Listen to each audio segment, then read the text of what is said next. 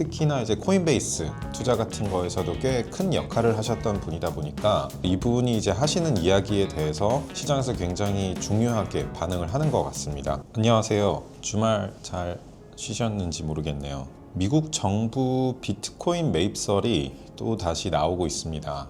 처음 나오는 얘기가 아닌 거는 여러분들도 다 알고 계실 텐데, 최근에 이제 캐시 우드라는 이제 아크 인베스트먼트 대표죠. 아무래도 이제 디지털 자산이나 이제 AI 쪽 투자 관련해서는 굉장히 불리시한 분이시고, 특히나 이제 코인베이스 투자 같은 거에서도 꽤 큰 역할을 하셨던 분이다 보니까 이분이 이제 하시는 이야기에 대해서 시장에서 굉장히 중요하게 반응을 하는 것 같습니다. 근데 이번에 이제 나왔던 그 얘기에 대해서 잘 알고 계시는 분들도 있겠지만, 그 미국 정부에서 비트코인 매입에 대한 어디까지가 지금 나온 사실이고 의견인지를 우선 좀 구분을 해드리겠습니다. 첫 번째로 미국에서 전략적으로 비트코인 비축을 하겠다라고 나온 것은 사실은 맞습니다. 다만 이제 그 방법과 그 방식 그리고 그 시간 차에 대해서는 아직 명확하게 나온 게 없는데, 매입을 하겠다라는 이야기를 정부에서 공식적으로 한 적은 없고요. 지금까지 미국 정부가 범죄로 이제 몰수한 거나 뭐 다양한 방식으로 보유하게 된 비트코인에 대해서는 매도를 하지 않겠다라는 게 이제 현재까지 확인이 된 방침이고요. 현재 그 기준으로는 약 그 20만 개 정도의 비트코인을 보유하고 있는 걸로 알려져 있습니다. 그런데 왜 그러면 이거에 대해서 더 비축을 할 거다라는 이야기가 왜 나오는 거냐 보면, 그냥 뭐 시장 하이프 이야기를 하는 건 당연히 아니고요. 몇 가지 얘기가 있어요. 이제 첫 번째로는 이제 중간 선거를 의식하고 있다라는 게 이제 핵심 이야기 중에 하나고, 미국 정부에서 예전에 그래도 이제 뭐 상원 같은 데서 이제 법안이나 이제 정책 의견이 나오는 거에서 전체 2,100만 개의 비트코인 발행량 중에서 5% 정도,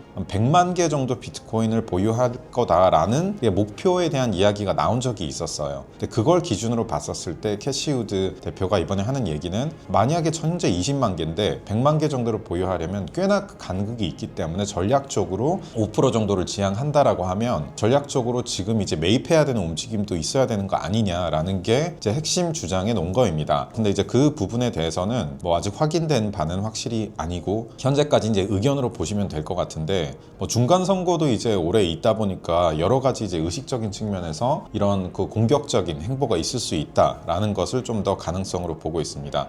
그런데 이제 이걸 조금 더 이제 제 의견을 더 말씀드려 보자면, 미국 정부에서 이제 100만 개를 보유한다라고 했었을 때에는 미국 정부에서 딱 보유하고 있는 전체를 얘기를 하는 걸까 하면 아닐 수도 있겠죠. 즉 미국의 핵심 기관들, 핵심 투자사들이나 금융사들이 보유해서 장기적으로 미국 은행인에 이제 보유하고 있는 물량, 이런 것들을 포함해서도 어떻게 보면은 그 수치를 달성하는 것도 가능성이 있기 때문에, 즉 미국의 영향권, 이제 미국 자산으로 생각을 한다라고 하면은 그러한 노력들도 있을 수 있다라는 측면에서는 이와 같은 이야기가 생각보다 다양한 형태로 좀 포괄적인 형태로 이루어질 수 있다라는 것은 가능할 것 같습니다. 왜냐하면 미국 정부에서는 이걸 직접 매입을 하려고 하면 그때 전에 이제 얘기를 했었던 것처럼 재원을 마련을 해야 되는데, 기존에 이제 세원을 활용하거나 이런 측면에서는 좀 반발이 있을 수도 있다 보니까, 가설이긴 합니다만 어떤 기관들과 어떤 협업, 민관 형태로도 이런 것들을 추구하거나 이제 방향성으로 나아갈 가능성이 있다 라는 게 제 의견입니다. 근데 제가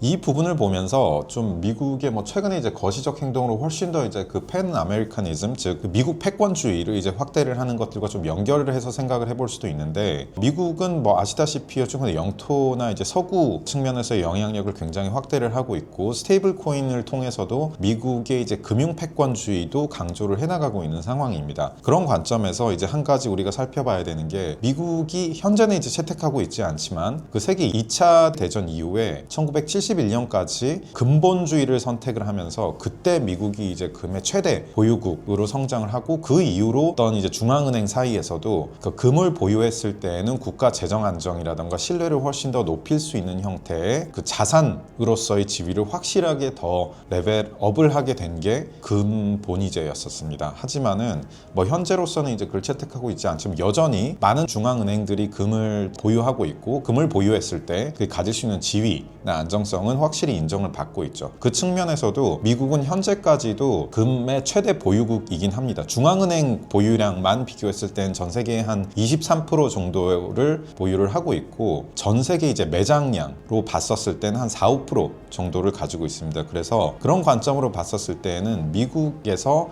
왜 5% 정도의 그 비트코인도 2100만 개 중에 4.8%인 왜 100만 개 정도를 이야기를 하는 건가? 200만 개도 아니고 50만 개도 아니고. 그런 측면으로 봤을 때 어떻게 보면 우리가 계속 얘기하는 디지털 금이다, 혹은 이거를 핵심 자산으로 밀었을 때 미국 입장에서는 이게 자산이 굉장히 확대됐을 때 미국이 가장 혜택을 볼 수 있는 형태로 가려면 미국이 보유량이 유의미하게 있어야겠죠. 그리고 그거를 금으로 비교해 봤을 때는 한때 이미 있었던 일이다 보니까 금으로서의 지위를 가지고 금이 그만큼 세계 자산이 됐을 때 미국이 통제할 수 있는 어떤 패권이 있는 것처럼 비트코인도 만약에 그런 관점에서 본다라고 하면 금과 비슷하게 한 4, 5% 정도의 총 보유량 기준으로는 가져가야 된다라는 게 그 기저에 깔려서 나온 숫자가 아마 한 100만 개 정도로 보고 있습니다. 그래서 그런 관점에서 이 노력은 유의미할 수 있다라고 봐야 될 것 같고요. 제가 이번 주에 출국을 해서 다음 주에는 본격적으로 전 세계 이제 세계 경제 포럼이라고 하는 그 스위스 다보스에서 열리는 행사에 참석을 하게 됩니다. 거기에서 이제 뭐 패널 토론이라 이런 것도 좀 할 기회가 있을 텐데, 거기에서 제가 어떻게 보면 세계 이제 경제 리더들